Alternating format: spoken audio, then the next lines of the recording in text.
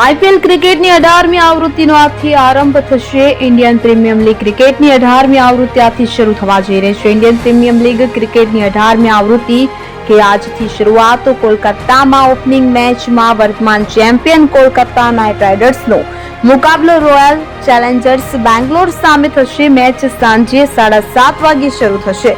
Match શરૂ થાય તે પહેલા બોલિવૂડ અભિનેત્રી દિશા પટની, પ્રખ્યાત ગાયિકા શ્રેયા ઘોષાલ અને પંજાબી ગાયક કરણ ઔજલા ઉદ્ઘાટન સમારોહમાં પરફોર્મન્સ કરશે.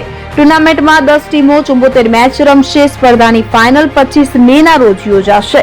ગ્રુપ એ માં Chennai super king, royal Challengers Bangalore, Rajasthan Royals, Punjab Kings અને કોલકાતા નાઇટ રાઇડર્સનો સમાવેશ થાય છે. ગ્રુપ બી માં Mumbai Indians, Gujarat Titans, Delhi Capitals, Sunrisers Hyderabad અને લખનૌ સુપર જાયન્ટનો સમાવેશ થાય છે. દરમિયાન ઇન્ડિયન પ્રીમિયર લીગ પહેલા ભારતીય ક્રિકેટ કંટ્રોલ બોર્ડે સ્પર્ધામાં 4 મોટા ફેરફાર કર્યા છે. બોર્ડે ગઈકાલે કેપ્ટન, કોચ અને મેનેજરો સાથે બેઠક યોજી હતી. બેઠકમાં બોલરોને બોલને ચમકાવવા માટે લાડનો ઉપયોગ કરવાની મંજૂરી આપવામાં આવી છે.